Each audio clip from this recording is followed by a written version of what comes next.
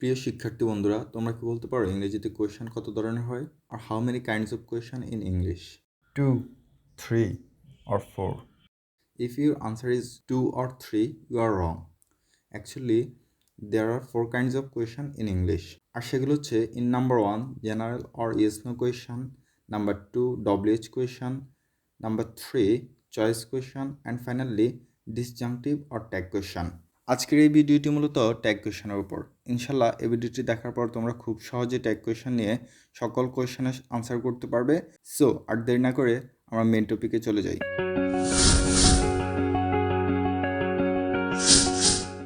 যারা এখনও আমার চ্যানেলটি সাবস্ক্রাইব করনি অবশ্যই সাবস্ক্রাইব করে নেবে, আর যারা অলরেডি করেছো তাদেরকে অসংখ্য ধন্যবাদ। So what is tag question? অনেক শিক্ষককেই দেখা যায় ট্যাগ কোয়েশন কি সেটা নিয়ে ডিসকাস না করেই সরাসরি ট্যাগ কোয়েশনের রুলগুলো বোঝাতে ব্যস্ত হয়ে পড়ে। ট্যাগ কোয়েশন, এখানে দুটি শব্দকে যদি আমরা আলাদা করি, প্রথম শব্দটি হচ্ছে ট্যাগ, যার অর্থ হচ্ছে অ্যাড সামথিং, দ্যাট মিন্স জুড়ে দেওয়া। আর দ্বিতীয় শব্দটি কোয়েশন, এর অর্থ হচ্ছে প্রশ্ন। সো ট্যাগ কোয়েশন মিন্স প্রশ্ন জুড়ে দেওয়া। When we talk to others, যখন আমরা অন্যের সাথে কথা বলি, কথোপকথনের শেষে যে একটি সমর্থনসূচক প্রশ্ন জুড়ে দেই সেটাই হচ্ছে ট্যাগ কোয়েশন। চলো এবার উদাহরণের মাধ্যমে ব্যাপারটা আরও ক্লিয়ার হয়ে নেই। They live in Chittagong, don't they? তারা চিটাগংয়ে বাস করে, তারা নয় কি? এই যে তারা চিটাগংয়ে বাস করে, তারা নয় কি বলে যে শেষে একটি সমর্থনসূচক প্রশ্ন জুড়ে দেওয়া হলো, সেটাই tag question. He is a good student, isn't he? সে একজন ভালো ছাত্র, সে নয় কি? So before discuss about rules of tag question, the things you need to know. প্রথমেই তোমাদেরকে শর্ট ফর্ম অফ নেগেটিভ ট্যাগগুলো শিখে নিতে হবে। শর্ট ফর্ম অফ নেগেটিভ ট্যাগগুলো খুবই সহজ, এটা নিয়ে আমি আলোচনা করছি না, তবে তোমাদের সুবিধার্থে স্ক্রিন আমি দিয়ে দিলাম, ভিডিও পজ করে লিখে নিতে পারো অথবা স্ক্রিনশট নিয়ে রাখতে পারো। দ্বিতীয় যে বিষয়টি সেটি হচ্ছে সাবজেক্ট পরিবর্তন। অ্যান্ড আমি মনে করি ট্যাগ কোয়েশনের ক্ষেত্রে এই বিষয়টি খুবই গুরুত্বপূর্ণ। সো এখানে আমি দেখিয়ে দিচ্ছি ট্যাগ কোয়েশনের ক্ষেত্রে সাবজেক্ট কীভাবে পরিবর্তন করতে হবে। অবশ্যই মনোযোগ দিয়ে দেখবে এবং খাতায় নোট করে নেবে। প্রথমত পুরুষ ব্যক্তির নাম, যেমন রাকিব, এর পরিবর্তে হি। যদি কোথাও পুরুষ ব্যক্তির নাম হয় তাহলে তার পরিবর্তে হি বসাবে। মহিলা, যেমন রিয়া, এর পরিবর্তে শি বসাবে। কোথাও মহিলার নাম হলে সেখানে শি বসাবে। বস্তুর নাম এবং স্থানের নাম, এর পরিবর্তে ইট বসাবে। যেমন দ্য ফ্যান, কুমিল্লা, এদের পরিবর্তে কী বসাতে হবে? ইট বসাতে হবে। প্লুরাল নাউন, যেমন দ্য স্টুডেন্টস, এর পরিবর্তে দে বসাবে। সো কোথাও যদি প্লুরাল নাউন থাকে তার পরিবর্তে দে বসাবে। অন্যান্য সাবজেক্টের ক্ষেত্রে দে এর পরিবর্তে দে, আই এর পরিবর্তে আই, উই এর পরিবর্তে উই, ইউর পরিবর্তে ইউ, হি এর পরিবর্তে হি, শি এর পরিবর্তে শি। কোনো দেশের নামের পরিবর্তে শি অথবা ইট, দেয়ারের পরিবর্তে দেয়ার, দিজ অথবা দ্যাটের পরিবর্তে ইট, দিজ অথবা দোজের পরিবর্তে they. Nothing, anything, something, everything, এর পরিবর্তে it. Everybody, somebody, anybody, everyone, someone, anyone, nobody, none, এদের পরিবর্তে they. All of us, some of us, every one of us, most of us, এদের পরিবর্তে we. All of them, some of them, most of them, every one of them, এদের পরিবর্তে দে।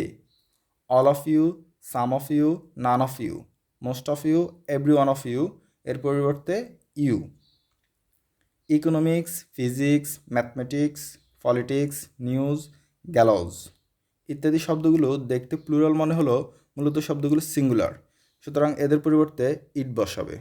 আশা করি subject পরিবর্তন সম্পর্কে বুঝতে পেরেছ। সাবজেক্ট পরিবর্তনটা যদি তোমার আয়ত্তে নিতে পারো তাহলে ট্যাগ কোয়েশন পানির মতোই সহজ। চলো এবার আমরা ট্যাগ কোয়েশনের রুলগুলো শিখে নিই। রুল 1, অক্সিলারি ভার্বযুক্ত অথবা অক্সিলারি ভার্ববিহীন সেন্টেন্সের ট্যাগ কোয়েশন।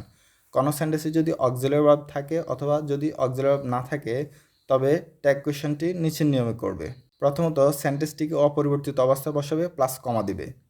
দ্বিতীয়ত অক্সিলারি ভার্ব যুক্ত হলে অক্সিলারি ভার্বটি বসাবে, আর অক্সিলারি ভার্ব বিহীন হলে টেন্স অনুযায়ী ডু, ডাজ অথবা ডিড বসাবে। থার্ডলি সেন্টেন্সটি অ্যাফার্মেটিভ হলে নট বসাবে, নেগেটিভ হলে নট বসাবে না। অ্যান্ড ফাইনালি সাবজেক্টটি বসাবে প্লাস প্রশ্নবোধক চিহ্ন দিবে। For example, I have eaten rice, সেন্টেন্সটিতে আমরা দেখতে পাচ্ছি হ্যাভ অক্সিলারি ভার্বটি রয়েছে, তাহলে প্রথমত আমরা সেন্টেন্সটি অপরিবর্তিত অবস্থায় বসাবো, প্লাস কমা দেব। যেহেতু বাক্যটি অক্সিলারি ভার্ব রয়েছে, রুল অনুসারে হ্যাভ অক্সিলারি ভার্বটি বসাবো, প্লাস বাক্যটি অ্যাফার্মেটিভ হওয়ায় নট বসাবো। সো হ্যাভ এবং নটের short tag form haven't plus সাবজেক্টটি বসাবো এবং আমি আগে দেখেছি আই এর পরিবর্তে আই বসে, সো এখানে সাবজেক্ট হিসেবে আই বসবে প্লাস প্রশ্নবোধক চিহ্ন। তাহলে ট্যাগ কোয়েশ্চনটি কী হলো? I have eaten rice, haven't I? এবার অক্সিলারি ভার্ববিহীন সেন্টেন্সের একটি এক্সাম্পল দেখি।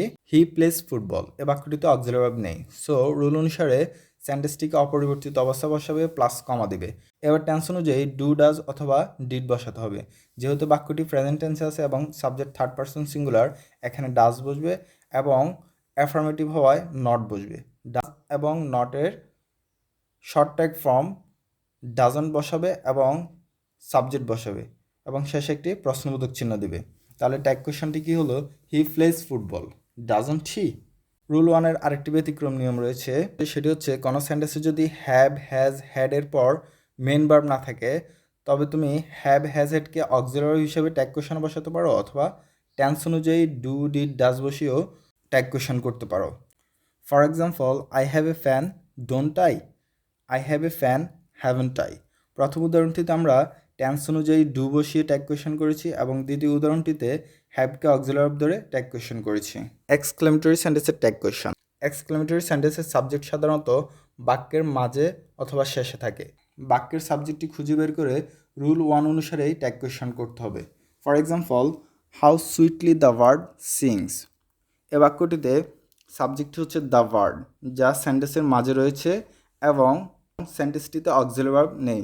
যেহেতু এটি প্রেজেন্ট টেন্স ও অ্যাফার্মেটিভ, সেহেতু ট্যাগ কোয়েশ্চনে ডোন্ট অথবা ডাজন্ট বসাবে এবং যেহেতু দ্য ভার্ড সাবজেক্টটি থার্ড পারসন সিঙ্গুলার, সেহেতু এখানে ডাজন্ট হবে এবং দ্য ওয়ার্ডের পরিবর্তে ইট বসবে এবং শেষে একটি প্রশ্নবোধক চিহ্ন দেবে। তাহলে ট্যাগ কোয়েশ্চনটি কী হলো? How sweetly the bird sing, doesn't it? এবার আমরা আরেকটি এক্সাম্পল দেখি। How fine the flower is, এই সেন্টেন্সটিতে অক্সিলারি ভার্ব রয়েছে এবং সাবজেক্টটি আমরা বাক্যের মধ্যখানে দেখতে পাচ্ছি। সো সাবজেক্টটি হচ্ছে দ্য ফ্লাওয়ার। সো রুল অনুসারে আমরা বাক্যটিকে অপরিবর্তিত অবস্থা বসাবো প্লাস কমা দেব। এখানে অক্সিলারি ভার্ব রয়েছে ইজ এবং অ্যাফার্মেটিভ হওয়ায় আমরা বসাবো নট। ইজ এবং নটের short tag form isn't plus সাবজেক্টটি বসাবো। এখানে দ্য ফ্লাওয়ার সাবজেক্টের প্রনাউন ফর্ম ইট। তাহলে কি হলো? Isn't it. রুল টু, বাক্যের শুরুতে মূল ভার্ব অথবা লেট যুক্ত। বাক্যের শুরুতে মূল ভার্ব অথবা লেট যুক্ত থাকলে প্রথমত বাক্যটি অপরিবর্তিত অবস্থা বসাবে প্লাস কমা দেবে।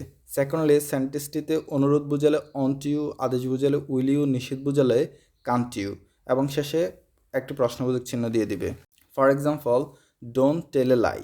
আমরা দেখতে পাচ্ছি এই সেন্টেন্সটি ভার্ব দ্বারা শুরু হয়েছে এবং আদেশ বোঝাচ্ছে। সো রুল অনুসারে বাক্যটি বসাবে প্লাস কমা দেবে প্লাস আদেশ বোঝানোতে উইল ইউ বসাবে প্লাস প্রশ্নবোধক চিহ্ন দেবে। তাহলে ট্যাগ কোয়েশ্চন কী হলো? Don't tell lie, will you? Rule three, let's যুক্ত বাক্য। কোনো বাক্য যদি লেটস দ্বারা শুরু হয়, পূর্বের নিয়ম অনুসারে প্রথম বাক্যটি অপরিবর্তিত অবস্থা বসাবে প্লাস কমা দিবে এবং ট্যাগে শেলুই বসিয়ে প্রশ্নবোধক চিহ্ন দিয়ে দিবে। For example, let's do the work. আমরা দেখতে পাচ্ছি বাক্যটি লেটস দ্বারা শুরু হয়েছে, সো রুল অনুযায়ী বাক্যটি অপরিবর্তিত অবস্থা বসাবে প্লাস কমা দিবে প্লাস শেলুই বসিয়ে একটি প্রশ্নবোধক চিহ্ন দিয়ে দিবে। তাহলে এই ট্যাগ কোয়েশ্চনটি হয়ে যাবে। তাহলে এখন ট্যাগ কোয়েশ্চনটি কী হলো? Let's do the work, shall we. Rule four, modal auxiliary verb যুক্ত। কোনো সেন্টেন্সে মডাল অক্সিলারি ভার্ব যুক্ত থাকলে ট্যাগ কোয়েশ্চনে মডাল অক্সিলারি ভার্বটি বসাবে। For example, it may rain today, mayn't it? এখানে অ্যাফার্মেটিভ হওয়ায় মডাল অক্সিলারির সাথে নট যুক্ত হয়েছে এবং ইটের পরিবর্তে ইট বসে, সেটা প্রথমে আমি দেখিয়ে দিয়েছি। She Kant speak in English, can she? বাক্যটি নেগেটিভ হওয়ায় মডাল অক্সিলারির সাথে নট যুক্ত হয়নি। এই রুলে একটি ব্যতিক্রম নিয়ম হচ্ছে নিড অথবা নিডেড যুক্ত। কোনো সেন্টেন্সে যদি নিড অথবা নিডেডের পর মেন ভার্ব না থাকে, তাহলে রুল ওয়ান অনুযায়ী ট্যাগ কোয়েশ্চন করতে হবে। মিন্স টেন্স অনুযায়ী ডু, ডাজ অথবা ডিড দিয়ে ট্যাগ কোয়েশ্চন করবে। For example, I need some money, এ বাক্যটিতে নিডের পর কোনো মেন ভার্ব নেই, সো আমরা ডু, ডাজ অথবা ডিড দিয়ে ট্যাগ কোয়েশ্চন করব। যেহেতু এটি প্রেজেন্ট টেন্স, সেহেতু ট্যাগ কোয়েশ্চনে ডু বসাবে এবং অ্যাফার্মেটিভ হওয়ায় নট। তাহলে দুটিকে শর্ট করলে কি হয়? ডোন্ট। তাহলে কি হলো? I need some money, don't I? Rule five, সেন্টেন্সে সাবজেক্ট ও ভার্ব সংক্ষিপ্ত রূপে ব্যবহৃত হলে। কোনো সেন্টেন্সে সাবজেক্ট ও অক্সিলারি ভার্ব সংক্ষিপ্ত রূপে ব্যবহৃত হলে মেন ভার্ব ও অর্থ অনুসারে অক্সিলারি ভার্বটি বের করে রুল 1 অনুযায়ী ট্যাগ কোয়েশ্চন করবে। For example, I would meet you, wouldn't I. এখানে মিট মূল ভার্ব থাকায় আমরা সহজেই বুঝতে পারি এখানে ভার্বটি উড, কেননা হ্যাডের পর ভার্ব 3 মিট বসে। সো প্রিয় শিক্ষার্থী বন্ধুরা, মাত্র এই 5টি রুল যদি তোমরা ভালোভাবে আয়ত্ত রাখতে পারো এবং সাবজেক্ট পরিবর্তনের জন্য যে রুলগুলো দেখিয়েছি সেগুলো যদি তোমরা ভালোভাবে আয়ত্ত নিতে পারো, তাহলে ট্যাগ কোয়েশ্চন তোমাদের জন্য খুব সহজ হয়ে যাবে। আজকের এই ভিডিওটি এ পর্যন্তই। যদি ভালো লাগে থাকে তবে ভিডিওতে একটি লাইক দেবে এবং কমেন্টে তোমার মতামত জানিয়ে দেবে এবং তোমার বন্ধুদের মাঝে শেয়ার করে দেবে।